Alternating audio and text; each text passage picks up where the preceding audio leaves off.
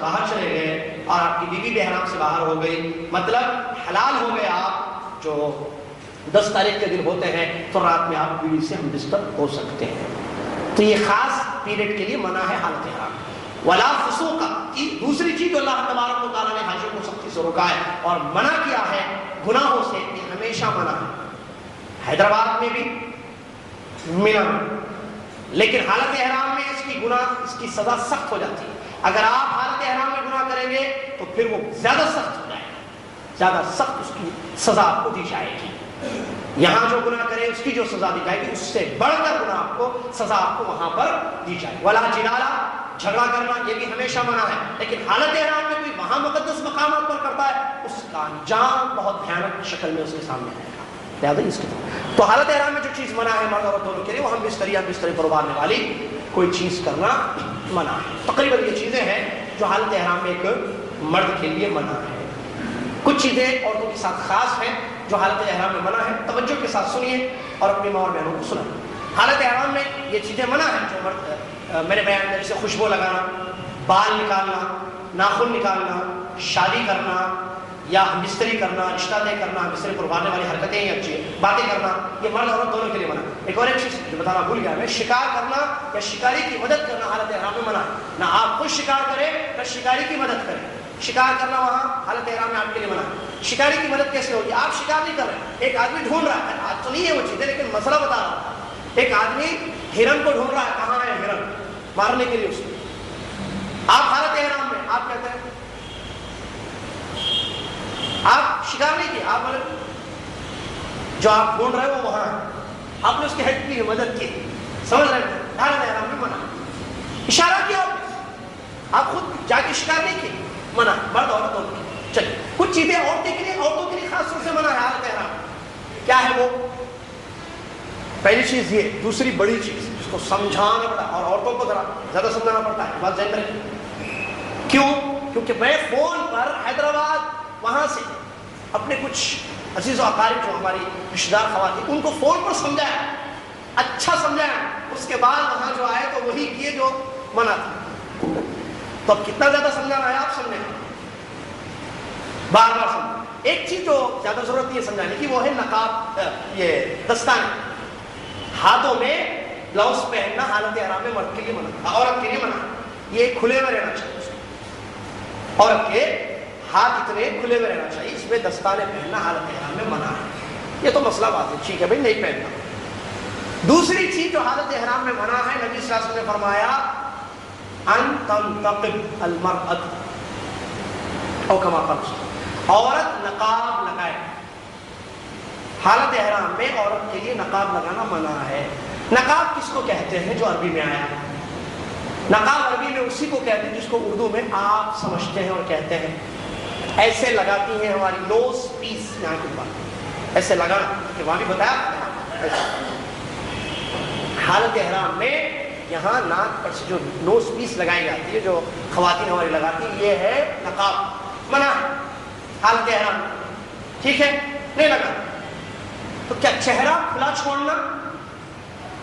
جی ہاں، اصل یہ ہے کہ چہرہ کھلا.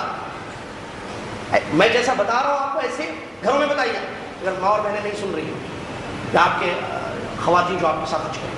حالت احرام میں نقاب لگانا منع ہے؟ جی ہاں. پھر کیا کرنا؟ چہرہ کھلا رکھنا؟ جی ہاں چہرہ کھلا رکھنا. الاصل کشف الوجه. اچھا چہرہ کھلا رکھنا. لیکن اگر اجنبی مرد ہو تو دیکھیں مسئلے، پہلا مسئلہ نقاب لگانا منع ہے. سیکنڈ مسئلہ چہرہ کھلا رکھنا، جی ہاں کھلا رکھنا بہن جی. تھرڈ مسئلہ اگر مرد سامنے ہو تو، تیسرا مسئلہ تب بھی کھلا رکھنا. کیا نہیں؟ مرد سامنے کہاں ہو؟ کیا ہر جگہ رہتے ہیں؟ میں یہاں تو نہیں دیکھا، میں وہاں تو پلین میں مرد ساتھ، حج ہاؤس میں یہاں آپ کے مرد ساتھ، دوسرے مرد جو غیر محرم ہیں آپ کے وہ یہاں بھی ساتھ ہوتے ہیں، پلین میں بھی ہوتے ہیں. جدہ انٹرنیشنل ایئرپورٹ پر آپ اتریں انشاءاللہ وہاں بھی رہیں گے مرد بہت سارے، ٹھیک ہے. اس کے بعد آپ مکہ جائیے، روموں میں بھی ساتھ رہتے ہیں. مسائل ہے نا، ایک روم الگ نہیں، میاں بیوی کا بڑا ہال ہوتا بڑا، وہاں بھی ساتھ ہوتے ہیں. اس کے بعد طواف کرنے جاؤ، وہاں بھی مرد بہت رہتے ہیں. مینا، مزدلفہ، عرفات، مسجد نبی، مدینہ، مدینہ کی بلڈنگ، مدینہ کا روم، سب جگہ ہمارے مرد حضرات ساتھ رہتے ہیں. ٹھیک ہے، اب کیا کرے گی عورت؟ چہرہ کھلا رکھے گی؟ نہیں، پردہ کرے گی. کیسے کروں؟ نقاب منع ہے، نقاب منع ہے، میں کر کے بتایا تاکہ یاد رہے. نقاب منع ہے، پھر چہرے کا پردہ کیسے کرنا؟ دوسری شکل سے چادر ڈال لینا ہوگا. کیسے؟ ایسے یہ چادر میں ڈال دیں مثال، ٹھیک ہے، یہ ڈالیے چادر. ارے پھر ناک کو لگ رہی نا چادر، چہرے کو کپڑا لگ رہا ہے نا. بس حدیث میں چہرے کو کپڑا لگنا منع ہے یا نقاب پہننا منع ہے؟ بولیے. نبی صلی اللہ علیہ وسلم نے اپنی حدیث شریف میں عورت کو نقاب لگانے سے منع کیا ہے یا کپڑے کو چہرے کو کپڑا لگنے سے منع کیا ہے؟ جواب جی، چہرے کو کپڑا لگنا منع ہے؟ نہیں، نقاب لگانا منع ہے. نقاب لگانا. بوڑھی عورتیں سردی کے موسم میں بھی حج کو آئی ہیں، سردی کے موسم میں حج کو آئی ہیں. حج ٹرمینل کی بات آپ کو کر رہا ہوں، جدہ ایئرپورٹ کی. وضو کر رہی ہیں، مسئلے پوچھ رہی ہیں آ کر ہم سے، بیٹا سردی بہت ہو رہی ہے، پانی ٹھنڈا ٹھنڈا. پہنچوں، اللہ اکبر، وہ منظر یاد آتا ہے، رونا آتا ہے. کیسے کیسے کر دیا دین کو ہم لوگوں نے. کتنا آسان حج، کتنا مشکل ہم نے کر دیا.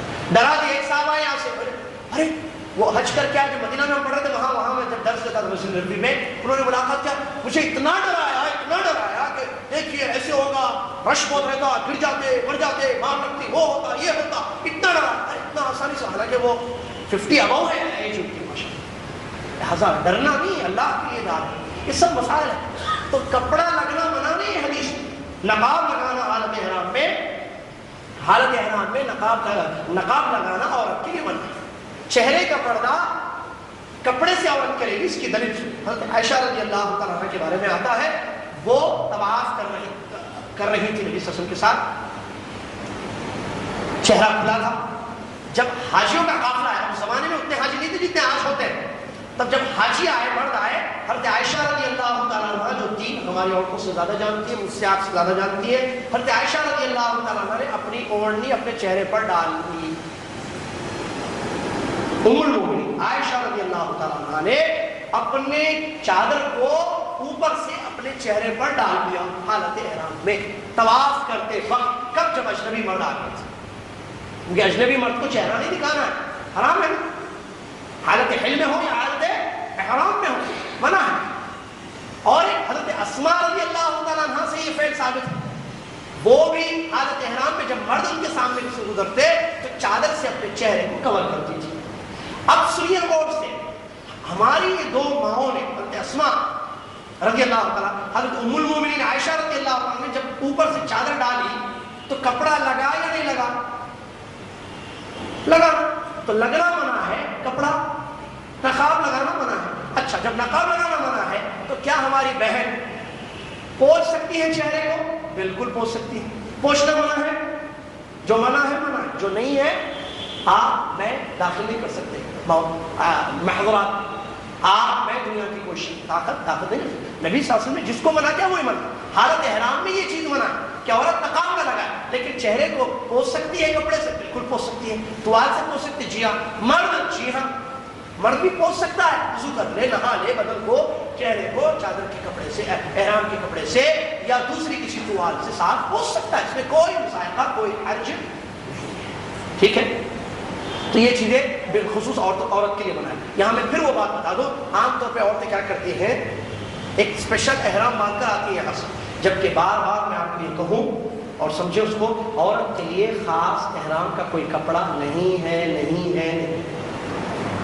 مرد کے لیے 2 سلاوا کپڑا پہننا، عورت کے لیے نہیں ہے وہ سلاوا کپڑا پہننا، بلکہ وہ جس کپڑے میں چاہے احرام باندھ سکتی ہے، بشرطے کہ وہ ساتر ہو، سطر اس میں مکمل ہو، عیب کو چھپانے والا ہو، مردوں کی مشابہت نہ ہو اس کپڑے سے، یا وہ کپڑا جو ہے تنگ نہ ہو، یا زینت والا کپڑا نہ ہو کہ لوگوں کی نگاہیں متوجہ ہو اس طرف کہ لوگ دیکھیں بار بار اس لڑکی کو یا اس عورت کو جو حج کے لیے. ایسے زینت والا کپڑا یا تنگ کپڑا یا عریانی ظاہر کرنے والا، ساتر نہ ہو، عیب چھپا نہیں رہا ہے کپڑا، ایسا کپڑا نہیں پہننا ہے، بلکہ مکمل سطر اب چاہے وہ وائٹ ہو، بلو ہو، کوئی بھی کلر ہو، کوئی فرق نہیں۔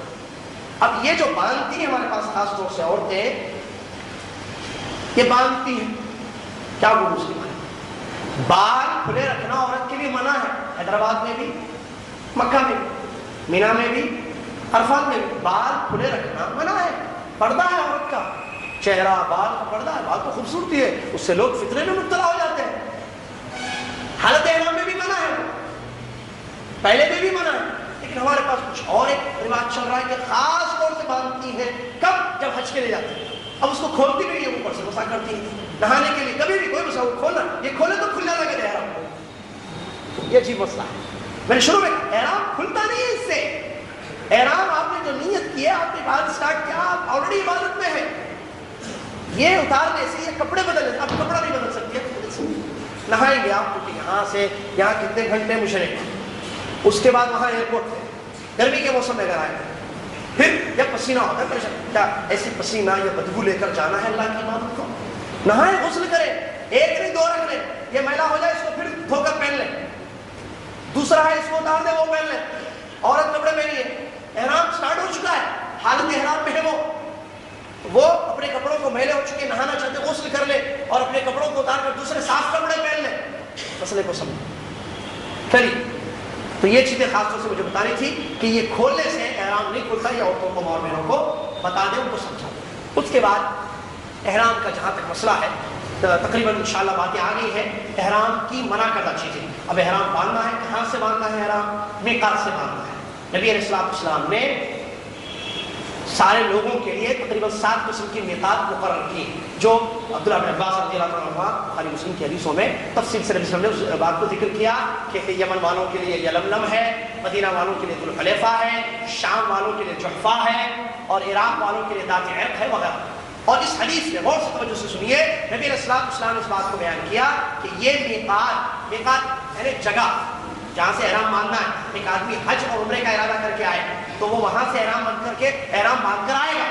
اگر کوئی حج اور عمرے کا ارادہ نہ کرے، شادی کے لیے جائے، بزنس کے لیے جائے، یا نماز پڑھنے کے لیے جائے، یا کسی اور گھر سے مکہ جانا چاہے تو وہ احرام نہیں باندھے گا، کیونکہ نبی علیہ السلام نے حدیث شریف کے بات بیان فرمایا ممن اراد الحج والعمرہ، صحیح، جو حج اور عمرے کا ارادہ کر کے آئے تو وہ ان میقات سے احرام باندھ کر آئے گا۔ اور یہ میقات ہن لہن، بخاری کے الفاظ، ہن لہن ولمن اتى علیہن من غیر اہلہن ممن اراد الحج والعمرہ۔ اللہ، نبی علیہ السلام نے فرمایا یہ میقات ان لوگوں کے لیے، یمن والوں کے لیے یلملم، مدینہ والوں کے لیے ذوالحلیفہ۔ توجہ میری طرف دیجیے، پانی چائے کے ساتھ توجہ میری طرف، کیونکہ باتیں بڑی اہم ہیں، میں یہ بتا رہا ہوں، یہ ان لوگوں کے لیے میقات ہے، ہن لہن۔ اب ذوالحلیفہ ہے، اب یعنی مدینہ والوں کا احرام، مدینہ والوں کا میقات ہے، اور یلملم یمن والوں کا میقات ہے، ذات عرق عراق والوں کا ہے، اور شام جحفہ شام والوں کا ہے۔ اور آگے کیا فرق؟ وَلِمَنْ أَتَى عَلَيْهِنَّ مِنْ غَيْرِ أَهْلِهِنَّ مِمَّنْ أَرَادَ الْحَجَّ، اور وہ لوگ جو باہر سے آئیں اس راستے سے، جو حج اور عمرے کا ارادہ رکھیں، حج اور عمرے کا ارادہ لے کر باہر سے آئیں۔ مثال کے طور پر مدینہ والوں کے لیے ذوالحلیفہ ہے، لیکن ایک آدمی دوسرے ملک کا مدینہ آتا ہے، وہ کہاں سے احرام باندھے گا؟ اس انڈیا کیا ہے؟ لاسٹ ایئر ہم نے دیکھا کہ حیدرآباد سے جو حاجی آئے تھے، آندھرا پردیش کے حاجیوں کی میں بات کر رہا ہوں، آدھے تقریباً حاجی وہاں اترے تھے، تقریباً وہاں کہاں؟ مدینہ اترے تھے، ایئرپورٹ پر، جدہ ایئرپورٹ پر نہیں اترے، مدینہ جہاں ہمارے بھائی وہاں تھے۔ تو وہ کہاں سے احرام باندھے گا؟ یہاں سے احرام نہیں، مدینہ، کیونکہ نبی صلی اللہ علیہ وسلم نے کیا فرمایا؟ یہ ان لوگوں کے لیے ہے، اور ان کے علاوہ جو باہر سے آئے اس راستے سے۔ آپ یہاں سے مدینہ سے احرام باندھیں، وہاں میقات ہے، تو میقات سے گزر رہے ہیں اور آپ کا حج کا ارادہ ہے، عمرے کا ارادہ ہے، لہٰذا آپ احرام وہاں مدینے والا بھی وہیں سے مانے، آپ بھی وہیں سے مانے۔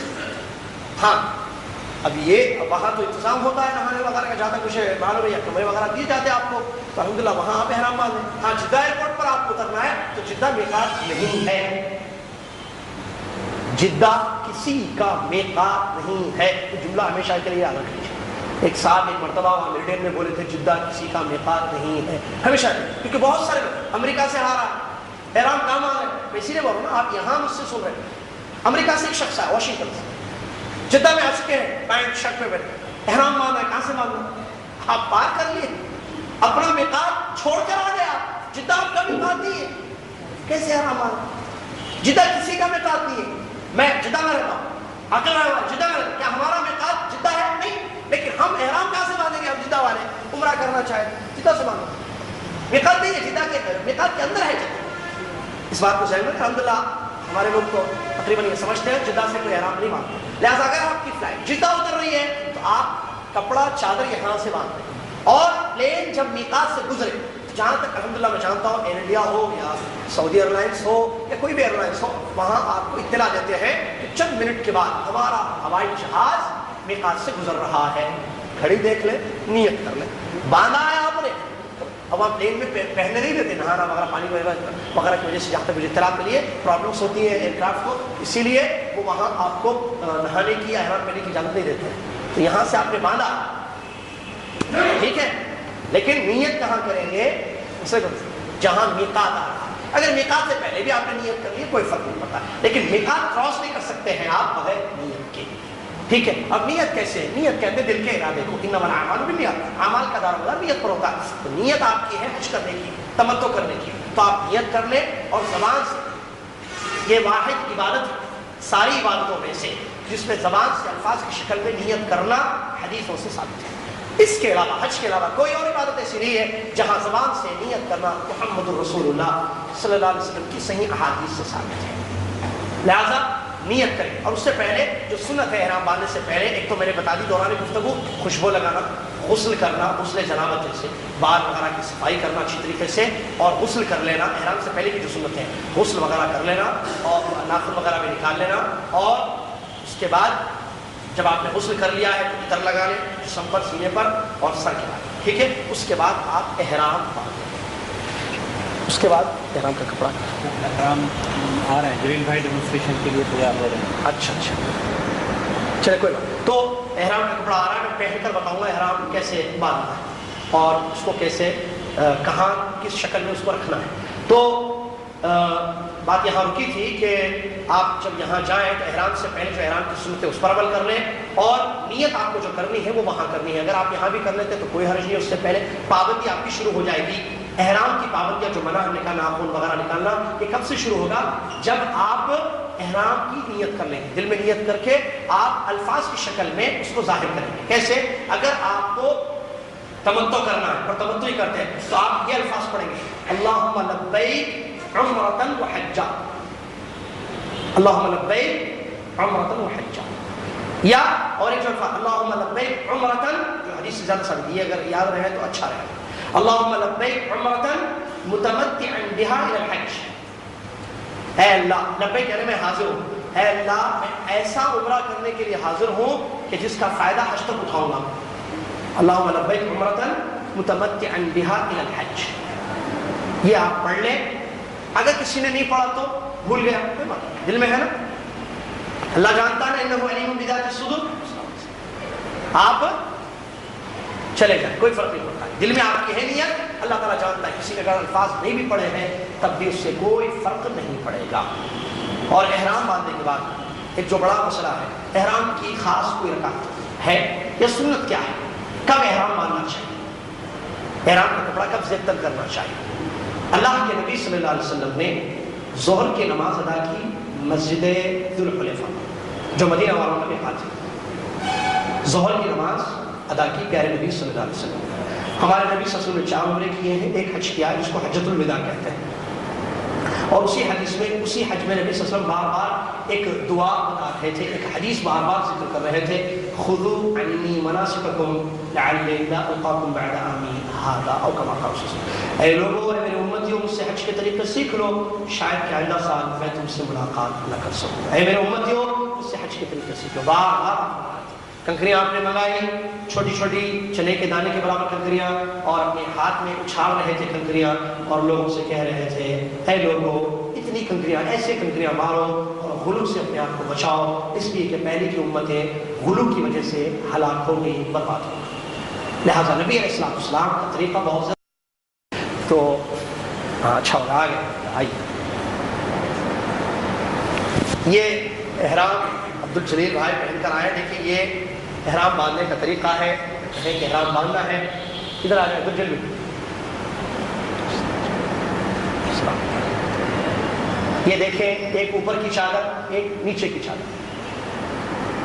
پہلے نیچے کی چادر باندھ لیں آپ جیسے باندھا لنگی جیسے پہنتے ہیں لنگی کی شکل میں باندھنا چاہیے. اور اگر آپ بیلٹ لگا لیتے ہیں تو پھر چادر نکلنے کا ڈر ختم ہوگا. تو بیلٹ دیکھیے یہ سلاوا ہے مثلا ہم نے بتا دیا ہے. اب اس کے اوپر سامان رکھیں اینک رکھیں چشمہ رکھیں موبائل رکھیں جو چیز آپ یہ باندھ دیا ہے آپ نے اس کو اور اوپر ایسے باندھ دیا. یہ احرام.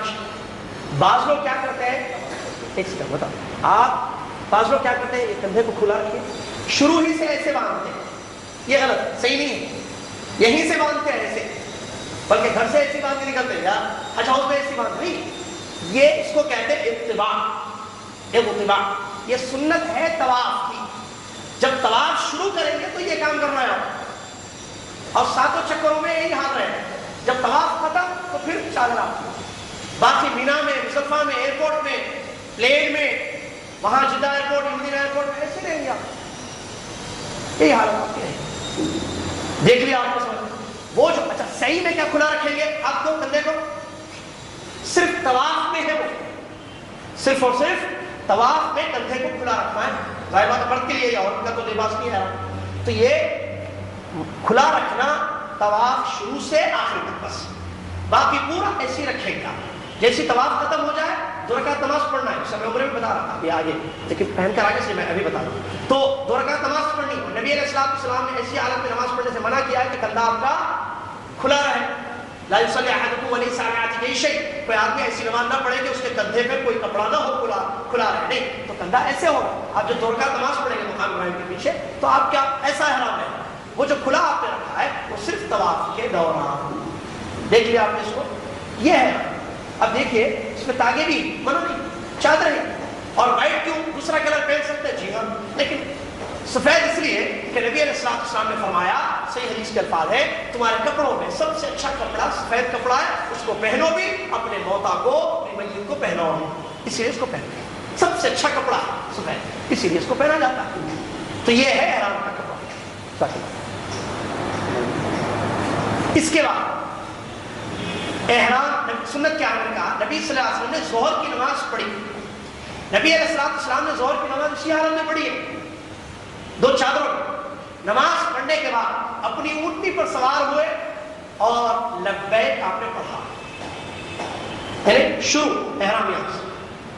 نبی صلی اللہ علیہ وسلم نے غسل کیا اس کے بعد ظہر کی نماز پڑھی. ظہر کی نماز کے بعد آپ نے نیت کی اور عبادت شروع کی. حج شروع عمرہ و حج کرام کیا عمرہ اللہم لبیک عمرۃ و حجہ. جیسا کہ حضرت جابر بن عبداللہ انصاری رضی اللہ عنہ کی مشہور حدیث ہے جس میں پورا حج کا طریقہ اس میں بتایا گیا ہے. تو نبی علیہ السلام نے ظہر کے بعد باندھا ہے. لہٰذا اگر کوئی کسی فرض نماز کے بعد احرام باندھتا ہے یعنی نیت کرتا ہے تو یہ سنت ہے بہت اچھی چیز ہے. نہیں فرض نماز کا وہ وقت نہیں ہے جب وہاں پہنچے ہیں مسئلہ سنت بھی بتا رہا ہوں اور سارے مسائل آپ کے سامنے رکھ رہا ہوں. اگر وقت فرض کا نہیں ہے تو آپ تحیۃ المسجد جیسے تحیۃ المسجد کے بعد باندھ لیں احرام. تحیۃ المسجد جو یا وضو کا تحیہ وضو کرنے کے بعد 2 رکعت نماز پڑھی جاتی ہے سنت اس کے بعد باندھنے بہتر. لیکن کیا احرام کے لیے کوئی خاص نماز ہے؟ سوال جواب نہیں. احرام کے لیے خاص کوئی نماز نہیں ہے. نبی علیہ السلام نے باندھا ظہر کی نماز کے بعد باندھا. ظہر ہمیشہ میں نے بتایا سنت ہی ہے. علماء کہتے ہیں آپ اگر فرض کا وقت نہیں ہے تو سنت پڑھ لیجیے عام. لیکن کیا احرام کی نیت سے احرام کی کوئی 2 رکعت نماز ہے؟ کوئی کیا مطلب کوئی خاص نہیں. اگر ایک آدمی فرض نماز کا وقت نہیں ہے سنت بھی نہیں پڑھا احرام باندھ دیا لبیک پڑھ کر چلا گیا احرام صحیح ہے یا غلط؟ صحیح کوئی فرق نہیں پڑتا.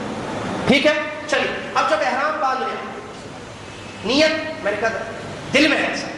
اگر زبان سے آپ پڑھتے ہیں تو بہت اچھی چیز ہے سنت پر. تمتع کی نیت اللہم لبیک عمرۃ متمتعا بہا الی الحج اور اس کے ساتھ شروع آپ کا حج کا ہے یا احرام کی پابندیاں شروع. اور مرد کو زور سے عورتوں کو آہستہ الفاظ میں تلبیہ کہنا ہے. تلبیہ آپ جانتے ہیں لبیک اللہم لبیک لبیک لا شریک لک لبیک ان الحمد والنعمت لک والملک لا شریک لک. توحید توحید توحید. شروع سے آخر تک توحید توحید توحید، ایک اللہ کی بات. لبیک اللہم لبیک، اے اللہ میں حاضر ہوں حج کرنے کے لیے تیرے لیے، لک تیرے لیے اللہ، کسی اور کے لیے نہیں. توحید لک لبیک اللہم لبیک، اے اللہ میں حاضر ہوں اے اللہ تیرے لیے. دوبارہ تاکید، لبیک لا شریک لک لبیک، میں حاضر ہوں تیرے لیے تیرا کوئی شریک نہیں. مکہ کا کافر بھی بولتا تھا، یہ احرام باندھتا تھا حج کے لیے اور یہاں سے تھوڑی گڑبڑ کرتا تھا. کون؟ مکہ کا مشرک اور کافر. کیا کہتا تھا؟ لبیک اللہم لبیک لبیک لا شریک لک الا شریک تملکہ وما ملک. یہ یاد نہ کیجئے نہ کرنا، بتانا ہے کہ کیسی گڑبڑ تھی ان کے پاس. وہ کہتا تھا اے اللہ میں حاضر ہوں حج کرنے کے لیے، مکہ کا کافر، اے اللہ میں حاضر ہوں تیرا کوئی شریک نہیں ہے سوائے ان شریکوں کے جن کو تو نے اپنا شریک بنا لیا ہے اور ان کو جو اختیارات تو نے دیے اس کا بھی تو مالک ہے. کیسی مکسنگ تھی. اللہ تو نے شریک بنا لیے ہیں اپنے، اور ان کو جو پاور اختیار تو نے دیا ہے وہ تو نے دیا، ان کا اپنا نہیں ہے پاور. لیکن ہمارے نبی محمد صلی اللہ علیہ وسلم نے کیا ایسا سکھایا ہے؟ وہ نہیں.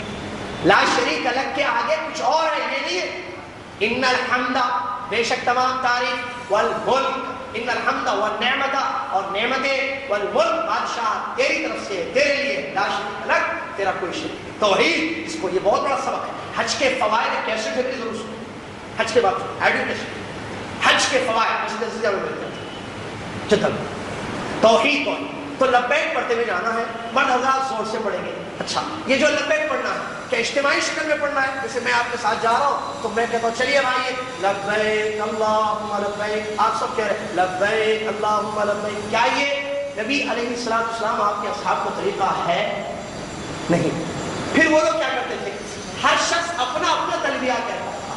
حضرت جابر بن عبد اللہ انصاری رضی اللہ عنہ، بخاری شریف کے الفاظ ہیں، جنہوں نے نبی صلی اللہ علیہ وسلم کے پورے حج کو روایت کیا، جس کی مکمل کتاب علماء نے لکھی ہے، حدیث عربی زبان حجۃ النبی صلی اللہ علیہ وسلم.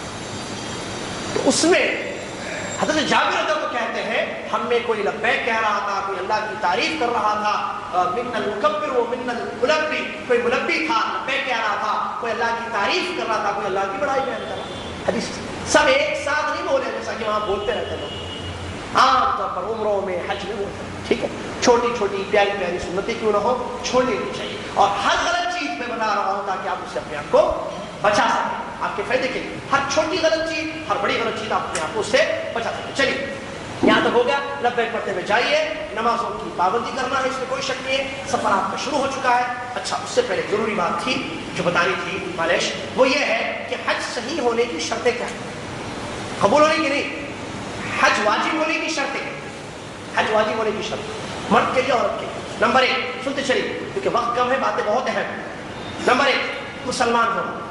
اگر کوئی مسلمان نہیں ہے، کافر جا کے حج کرتا ہے تو اس کا حج صحیح نہیں ہوگا. ٹھیک ہے. نمبر 2 بلوغت شرط ہے، بالغ ہونا شرط ہے حج کے لیے.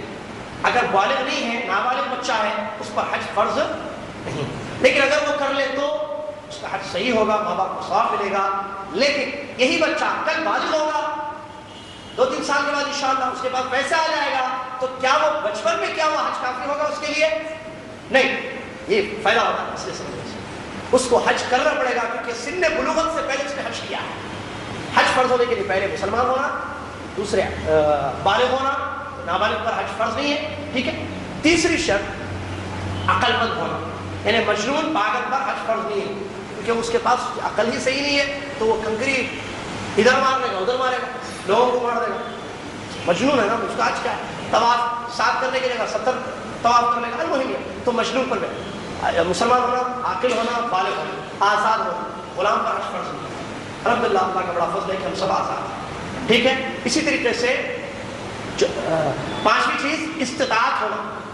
استطاعت میں 2 چیزوں کو علماء نے بیان کیا ہے، الزاد والراحلہ. استطاعت میں 2 چیزیں آتی ہیں، ایک توشہ الزاد، توشہ، الراحلہ سواری.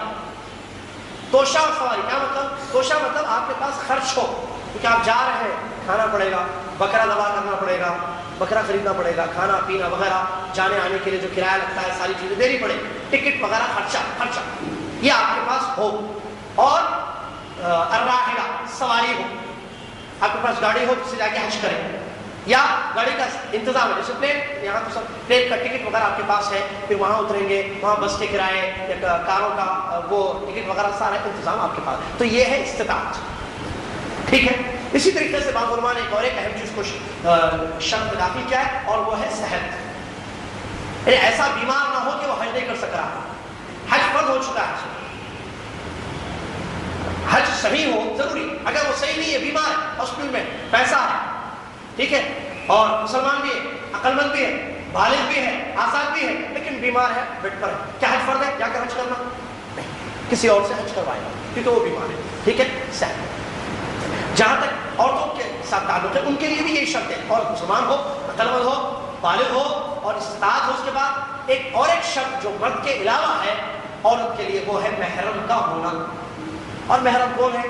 شوہر، باپ، بھائی یا سسرے، بہو ہے سسرے کے ساتھ، تو یہ محرم ہوتی ہے، یا داماد، عورت ہے داماد کے ساتھ حج کرنا، محرم ہوتا ہے، یہ محرم۔ بغیر ایک عورت کے پاس پیسہ ہے، ٹکٹ وغیرہ سارا انتظام ہے، مسلمان بھی ہے، عاقل بھی ہے، بالغ بھی ہے، صحت مند بھی ہے، لیکن اکیلی ہے، اسے پرسوں میرے پاس سوال آیا، 2 دن پہلے یہی حیدرآباد ملے پولیس، تو کیا اس عورت کو، کیونکہ ان کے شوہر وہاں رہتے ہیں قطر میں، اب وہ یہاں ہے، کوئی نہیں ہے ساتھ چلنے والا، تو حج فرض ہے؟ اس عورت پر حج فرض نہیں، کیونکہ محرم نہیں ہے اس کے ساتھ، اور محرم کوئی اور نہیں ہو سکتا، چاہے عمرہ ہو یا نہیں، میں کسی بھی عورت کا محرم نہیں بن سکتا ہوں، کوئی بنا دے تو وہ سمجھ رہا ہے